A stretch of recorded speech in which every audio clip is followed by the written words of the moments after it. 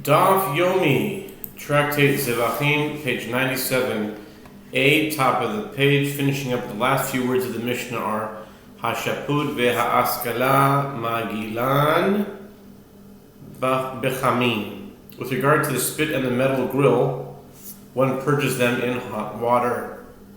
That's the Mishnah, and now we start the Talmud. The Gemara. Okay. The Gemara says, "My taima de Rabbi Tarfon, Damar Kra, Upanisa Boger Velachta Olecha, Hakatuv Asaan Lechulan Boker Echad." The Mishnah teaches that Rabbi Tarfon says, if one cooked a sin offering in a vessel from the beginning of the festival, one may cook in it for the entire festival without scouring and rinsing the vessel after every use, and without being concerned that he is eating forbidden leftover meat. The Gemara asks, what is the reasoning of Rabbi Tarfon? The Gemara answers, it is as the verse states with regard to the Paschal offering, and you shall roast and eat it in the place that the Lord your God shall choose. And you shall turn in the morning and go to your tents. Deuteronomy 16, verse 7. Although one does not leave Jerusalem on the first morning of Passover, the verse has rendered all of those days over which one remains there equal to one morning. Maskif Rav Achadvoi Ba'ami Ichi ein Pigul Beregel Ve'eno Isa Beregel. Rav Achadvoi Bar Ami objects to this. Can it be that all the days of the festival are considered a single day? But there is no prohibition against bringing an offering that was sacrificed with the intent to consume it after its appointed time, pigul during a pilgrimage festival.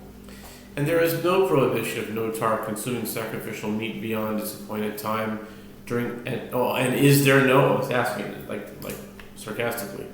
He's asking, is there no prohibition of notar consuming sacrificial? Okay, let me say it over again. His question was, is there no prohibition against bringing an offering that was sacrificed with the intent to consume it after its appointed time during a pilgrimage festival? And is there no prohibition of notar consuming sacrificial meat beyond its appointed time during a pilgrimage festival? Both these prohibitions are based on the premise that each offering may be eaten over a limited time, far less than the duration of the entire festival. V'atanya Rabbi Nassan Omer lo amar Rabbi Tarfon ela zo bilvad. And if you would say, indeed, neither pigul nor notar apply during a festival, that is difficult. But it is taught in a Braita that Rabbi Tarfon said that an entire festival is considered a single day only with regard to this, the halachot of scouring and rinsing alone, and not with regard to other halachot, including pigul and notar. Evidently, his opinion is not based on the cited verse. Ela k'de Rav Nachman amar Rav bar Avu. Dion Rav Nachman amar Rav bar Avu kol yom beyom na'aseh gi'ul lechaveiro.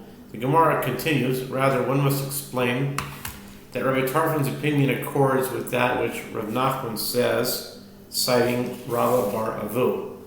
As Rav Nachman says that Rav bar Avu says scouring and rinsing does not need to be done every day in order to avoid eating the taste of forbidden leftover meat, because while the vessels were used for repeatedly cooking various types of sacrificial meat, the meat of each and every day becomes a purging agent for the other food, that which is already absorbed in the vessel from the prior day. Therefore, only after the festival, when the vessel is not being used, must the pot be scoured and rinsed. V'chachamim oimrim ad zman achila kulim ha'ikomer omer Rab Nachman omer Rav bar Avu mamtin la ad zman achila v'yada b'gla merika shtifa. The Mishnah teaches, and the rabbis say, one may not continue using it in this manner. Rather, one must perform scouring and rinsing before the end of the period during which partaking of the particular cooked offering is permitted. What is the Mishnah saying? Rav Nachman said that Rabbi Bar Avu said, one waits for the copper vessel so long as it remains the period of partaking, and then he performs scouring and rinsing on it. Mina hani mili amar Yochanan mishum Abba Yossi ben Abba ketiv u'morak v'shutaf u'ketiv kol zachar b'kohanim yochal ha'ketzad mamtin la ad zman achila v'hadar avila merika shtifa. From where are these matters derived? Rabbi Yochanan says the name of Abba Yossi bar Abba it is written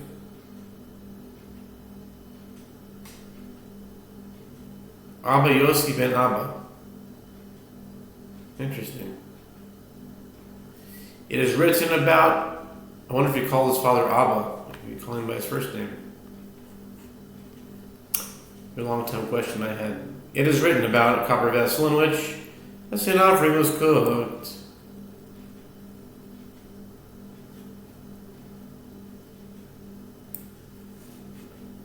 It shall be scoured and rinsed in water, Leviticus 6:21.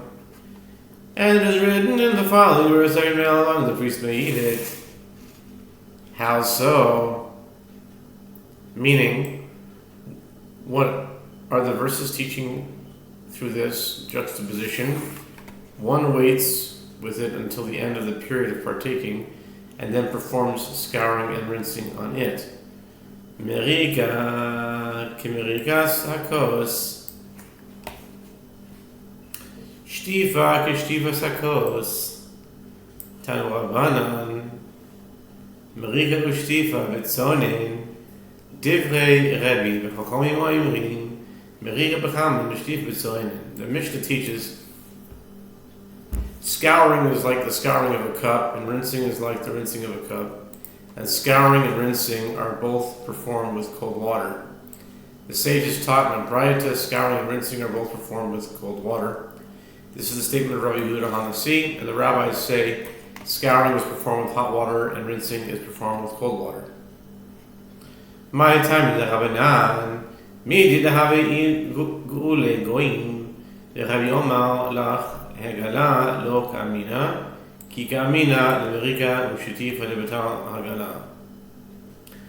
is the reasoning of the rabbis? They hold that this halakha is just as it is with regard to purging the used vessels acquired from Gentiles, for which purging the forbidden absorptions must be performed with hot water.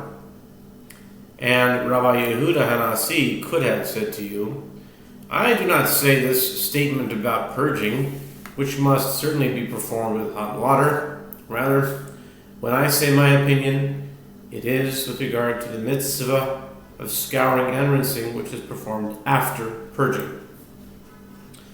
V'rabanan im kein lichtov kra o morak o shutaf mai umorak v'shutaf shmamina merga b'chamin shtiva b'tzoyin. And the rabbis could reply, if so, that scouring and rinsing are both performed in the same manner. Let the verse write the same verb to describe both processes, namely either it shall be scoured and scoured in water, or it shall be rinsed and rinsed in water. What is meant by the formula, it shall be scoured and rinsed in water? Conclude from the verse of two verbs that scouring is performed with hot water, and rinsing is performed with cold water. The Rabbi ikesiv umorak morak avamina trezimni morak o trezimni shutaf lekach ketiv ruach shutaf lo melach merika kemerika sakos shetifa keshtifa sakos. And Rabbi Yehuda Hanassi could reply, if it were written, it shall be scoured and scoured, or it shall be rinsed and rinsed, I would say that the vessel must be scoured 2 times. or that it must be rinsed 2 times. Therefore, it is written, it shall be scoured and rinsed, to tell you that even if both are performed with cold water, there are 2 distinct actions. Scouring is like the scouring of the inside of a cup, and rinsing is like the rinsing of the outside of the cup. Now for the new Mishnah. That's the end of the Gemara, new Mishnah. Bishel bo kachim cholin o kachi kadashim kachi kalim. Im yesh behem menoisin tam, הרי הקהלים נאכלים כחמורים שבהן, ואינן טעונים לריקה ושטיפה, ואינן פויסלים במגע. The Mishnah says if one cooked in one vessel sacrificial meat and non-sacred meat, or the meat of offerings of the most sacred order and the meat of offerings of lesser sanctity, the status of the food depends upon the taste of the stringent substance.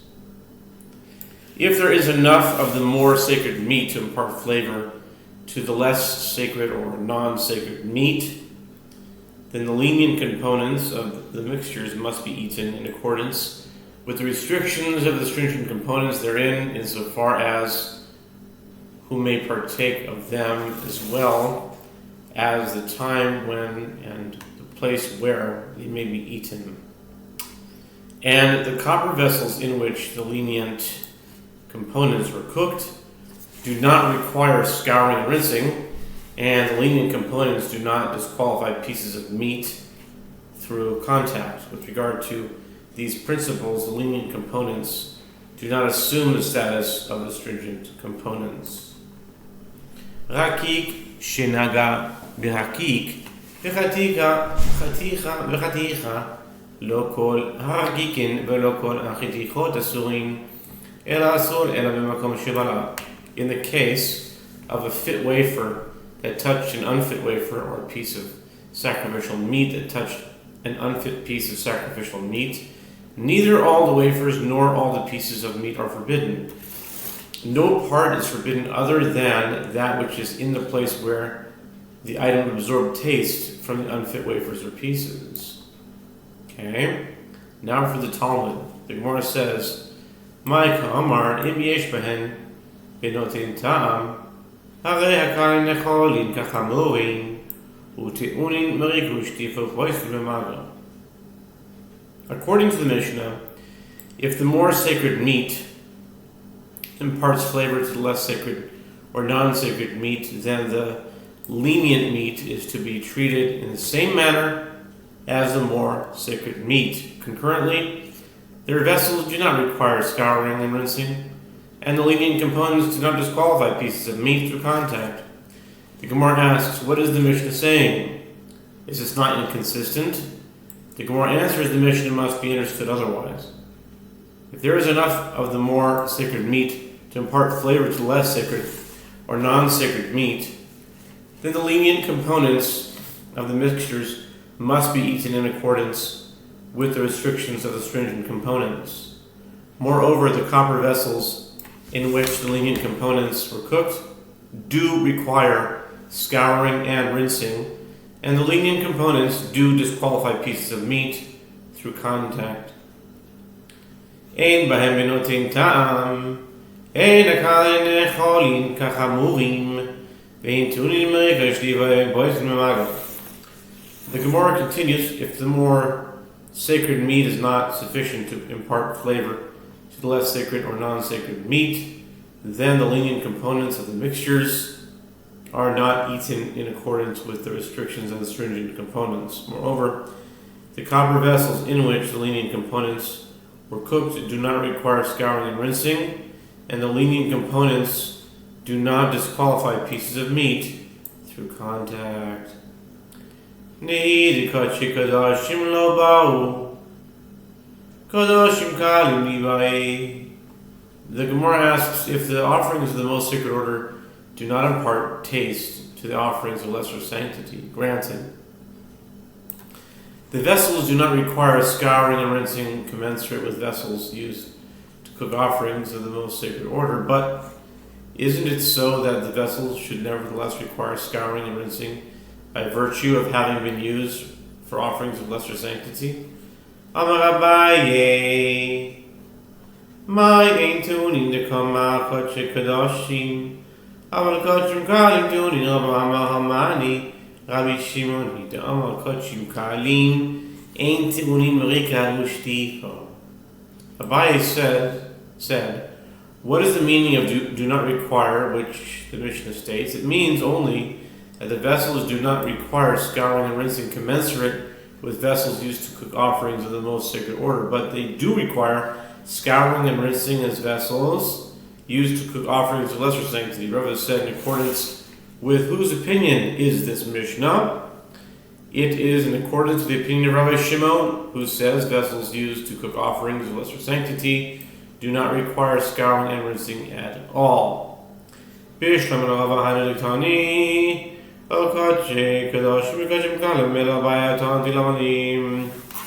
Gemara analyzes, granted according to the opinion of Rava, this explanation is consistent with that which the Mishnah teaches if one cooked in one vessel sacrificial meat and non-sacred meat, or the meat offerings of the most sacred order, and the meat offerings of lesser sanctity.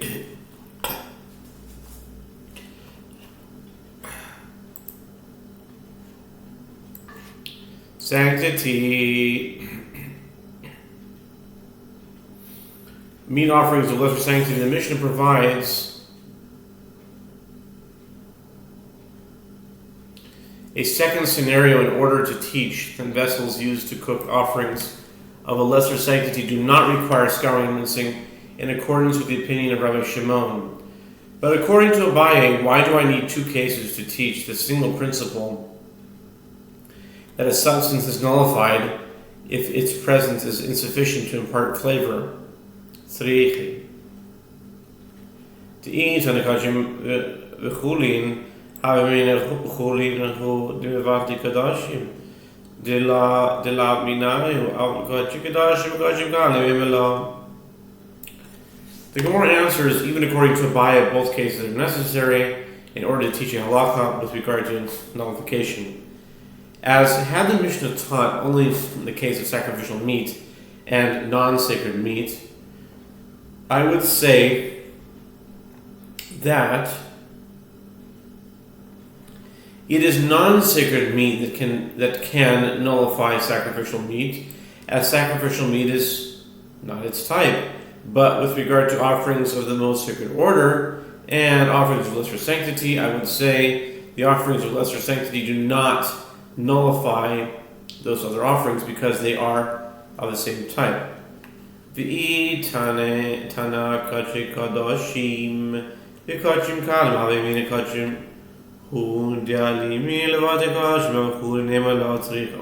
the Mishnah taught only in the case of offerings of the most sacred order and offerings of lesser sanctity, I would say that it is sacrificial meat that is strong enough to nullify other sacrificial meat. But with regard to non-sacred meat, I would say it is not strong enough to nullify sacrificial meat. Therefore, it is necessary for the Mishnah to teach both cases. Rakik shagia berakik kule tanarabanan kol shariga yachol afilo shelo bala tamid loma bivsara. The Mishnah teaches, in the case of a fit wafer that reached an unfit wafer or a piece of sacrificial meat that touched an unfit piece of sacrificial meat, neither all the wafers nor all the pieces are forbidden. No part is forbidden other than that which is in the place where the item absorbed taste from the unfit wafers or pieces. In relation to this halakha, the sages taught in a Braita, with regard to a sin offering, the verse states, whatever shall touch its flesh shall be sacred, Leviticus 6:20. One might have thought that this applies to all contact, even if the other piece did not absorb any flavor from the meat of the sin offering. To counter this, the same verse states, with its flesh, which can be which can also be translated in its flesh. And now we turn to 97b, top of the page, continuing on, Arasov, Bezrat Hashem. This teaches that this halacha does not apply unless the other food absorbs something of the sin offering into its meat.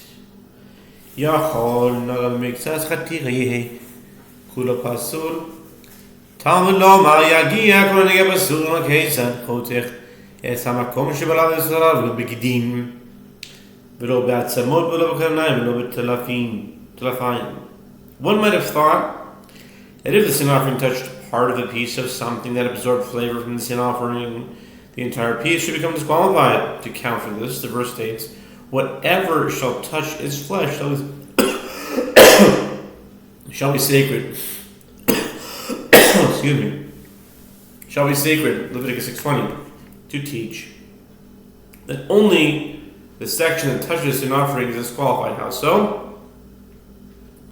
What can be done with an item when a section of it is disqualified? One slices off the section of the piece that absorbs the disqualified matter. Additionally, the verse states, whatever shall touch its flesh. But an item is not disqualified if it touches the sin offering's sinews, nor its bones, nor its horns, nor its hooves. Okay, Yikdash liot kemoha haketzad im pesula hi tipaser v'im keshera hi tiachel kechamon sheba. The Brisa continues to interpret the same verse. Whatever shall touch its flesh shall be sacred, teaches, whatever touches it becomes like it, with regard to its status. How so? If the sin offering is disqualified due to any disqualification, whatever touches it becomes disqualified, and if it is fit, whatever touches it must be eaten in accordance with the stringent regulations that apply to the sin offering. Therefore, a piece of meat that touches the meat of a sin offering may be eaten only in accordance with the terms of the consumption of a sin offering. For example, it may be eaten only by male priests and only for 1 day and 1 night. Amai finite ase velidiche es lo tase amarare ein ase doiche es lo tase shebemikdash. The Gemara asks, if sacrificial meat touched the meat of a disqualified sin offering, why should the sacrificial meat become forbidden? Should not the positive mitzvah of eating the sacrificial meat come and override the prohibition against eating the disqualified substance that was absorbed in it? Rather said, a positive mitzvah does not override a prohibition that relates to the temple. Shene'emar ve'etzem lo tishberu bo. Rabbi Shimon ben Menashe omer, echad etzem sheyesh bo moach, ve'echad etzem she'ein bo moach. Amai, nete es aseh v'lidiche es lo aseh, ela en aseh doka lo taseh shebemikdash. Rav's opinion relates to that which is taught in a Braita, as it is stated in a verse concerning the Paschal offering. Nor shall you break a bone of it, Exodus 12:46. Rabbi Shimon ben Menashe says, both a bone that contains marrow and a bone that does not contain marrow are included in the prohibition. This statement is analyzed. If one means to break a bone in order to eat its marrow, why would that be prohibited? Should not the positive mitzvah of eating the edible parts of the offering, including the marrow, come and override the prohibition of not breaking a bone of the Paschal offering? Rather, it must be that a positive mitzvah does not override a prohibition that relates to the temple. Rav Ashi Amar Yikdash Aseh Hu Ein Aseh Docha Es Lo Taseh V'Aseh. Rav Ashi said, if sacrificial meat touches a disqualified sin offering, this is not simply a case of a positive mitzvah in conflict with a prohibition, because the verse states, whatever shall touch its flesh shall be sacred, Leviticus 6:20, treating the item as consecrated is itself a positive mitzvah. Consequently, both a positive mitzvah and a prohibition stand in opposition to eating that sacrificial meat, and a positive mitzvah does not override both a prohibition and a positive mitzvah. Ashkechan chatas demikadeshet bibilua she'ar kadoshim minalan. Amar Shmuel Shum Rabbi Eliezer Zos HaTorah Le'oida V'lemincha L'chatz V'l'ashum V'l'amenuim V'l'zevach Shlomim. With regard to sin offering, the verse states, whatever shall touch its flesh shall be sacred. The Gemara asks, we found a source teaching that with regard to a sin offering, whatever it touches becomes sanctified through that which is absorbed from the sin offering. From where do we derive that this is also the halacha concerning the rest of the sacred offering? Shmuel says, in the name of Rabbi Eliezer, is stated, this is the law of the burnt offering, of the meal offering, and of the sin offering, of the guilt offering, and of the inauguration offering, and of the sacrifice of peace offering. Leviticus 7:37. This verse connects all of the specified offerings, such that individual aspects of each offering are applicable to all of the offerings. Le'oila ki olama ola teuna kli, af kol teuna kli mai kli. Ilema mizrak b'shamei tzibur nami ketiv behu v'yikach Moshe chatzi adam v'yasem be'aganot. The Gemara details these aspects. The verse states of the burnt offering to teach that all the offerings are like burnt offerings in that, just as a burnt offering requires a utensil in its preparation, so do all animal offerings require a utensil. What is the utensil? If we say it is a bowl, a utensil used for collecting the blood, as were used in the burnt offerings that were sacrificed at Mount Sinai, that cannot be correct, since the source for a vessel for collecting blood does not need to be derived from the use of one in a burnt offering. With regard to communal peace offerings, it is also written of them, and they offered burnt offerings, and they sacrificed peace offerings, and Moses took half of the blood and put it in basins. Exodus 24:5-6. Eladesakin v'yohim lagova min Dichsi v'yishlach Avraham es yodem yikach t'macheles v'yasmoilehu dichsi v'yahu le'otaguno. Rather, the term utensil must be stated of a knife, as the slaughtering may be performed only with a knife and not with a sharp stone or reed. The Gemara asks, and with regard to a burnt offering itself, from where do we derive that it must be slaughtered with a knife? This is learned from that which is written, and Abraham stretched forth his hand and took the knife to slaughter his son. Genesis 22:10. And there, Abraham was offering a burnt offering, as it is written, and offered it up for a burnt offering instead of his son. Genesis 22:13.